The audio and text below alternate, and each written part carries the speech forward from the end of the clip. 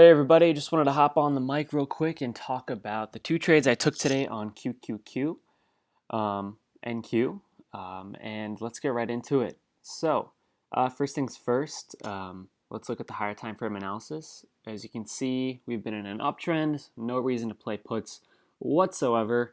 I really don't see, us playing, I really don't think we should play puts until we get below this at least 14,800 level. This has been a good level for buyers to be at, and more so below this 14,500 level. And then that's when I think we can flip to a bear or something like that. But it really depends on market context and what everything looks like around there. Okay, so let's get right into the trades. So the first trade happened at 9:54. The plan was to take calls out of demand. We had 4-hour demand here, and we had a pretty nasty sell-off right off at the open here. We opened up in supply, or right around it, I should say, ticked it, and then had a nice drop down here.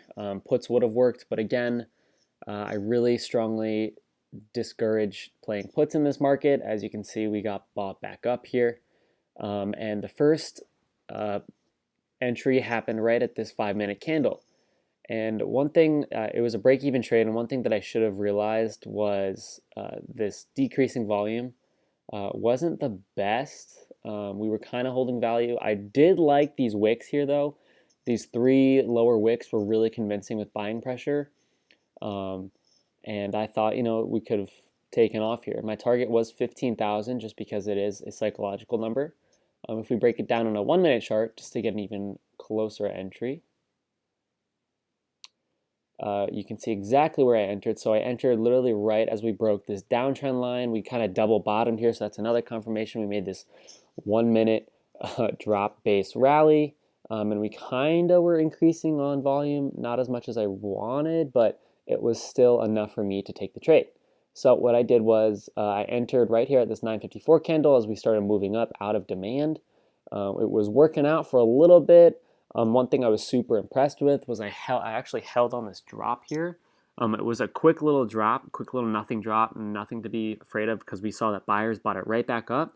We started moving up at this 10:01 candle, which I thought was super convincing. We were only 15 points away from my target, and everything looked to be going well. However, we failed, and I stopped out right around here, and my stop was below 966. Because that was where there was some previous support and resistance, where buying pressure was, and we kind of dropped. So I knew that if we hit below this level, we would drop even further a little bit, which is exactly what happened, and I would reevaluate for a better entry. So just to highlight my entries and exits, for the first trade, I entered right here as we started moving up with some VVM, and I entered literally for a $2 per contract gain after fees and commissions that came out to literally break even. Nothing wrong with that trade at all. I thought it was a very good trade. I managed it extremely well. In addition to that, ES right around that same time, if we go there, if we go look at ES real quick, at 9:54, you can see that ES was kind of holding value somewhat. We did have supply, which was a little bit concerning. I do want to look at a 5-minute chart real quick. Okay, so if you look at 9:54, which would take us to about this candle, we dropped down, which was a little concerning, but we were holding value. We were a little bit stronger than NQ. We didn't really sell off in the morning. I knew that if we stayed above this 4405 level, 4400 even, we could have a good chance of breaking the supply. And again, I did not want to take supply puts here because we are in a strong uptrend market. So the next trade I took was at 10:09. I simply stayed calm, collected, and I found my next entry, which was a double bottom in demand, which was right here at 10:09, right as we were leaving this demand. So I saw this bottoming wick here on this 10:05 5-minute candle. Again, one thing to look out for is this volume, which was unfortunate. We were kind of decreasing here, which was not something I wanted to see. But again, there was strong buying pressure down in this area here, which I'll highlight. Oops. Right in this area, there was a ton of buying pressure. They were defending this 950 level really nicely. So I said, okay, it looks like buyers are stepping in. The sell-off is over. In an uptrend market, we want to play calls, so let's do that, which is exactly what happened.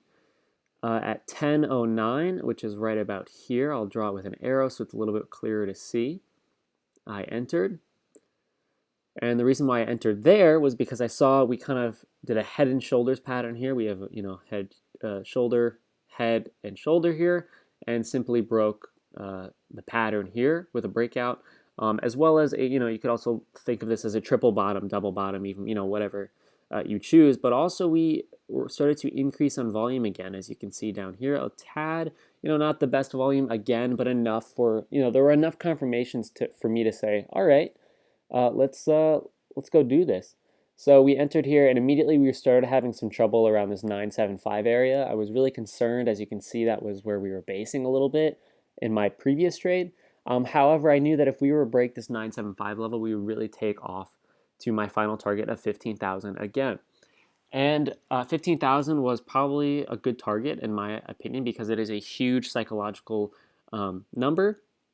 The only thing that maybe I could have done better is maybe waited for it to see how it reacted exactly at 15,000. I got out right here, right, how do I do this? Literally right on this 1014 candle. So right as we were coming up to it, I maybe should have waited for 15,000. We rejected immediately, but we did push up a little bit, and I missed out on actually about 25 to 30 cents a contract. At top here, but I think 15,000 was reasonable as a target from here, simply because it's a huge psychological number. So I think I'm not going to critique myself that hard on that one. I thought it was a very nice trade overall. Again, it worked out immediately within a 5-minute trade. It was only 12% on the contracts, which really was upsetting.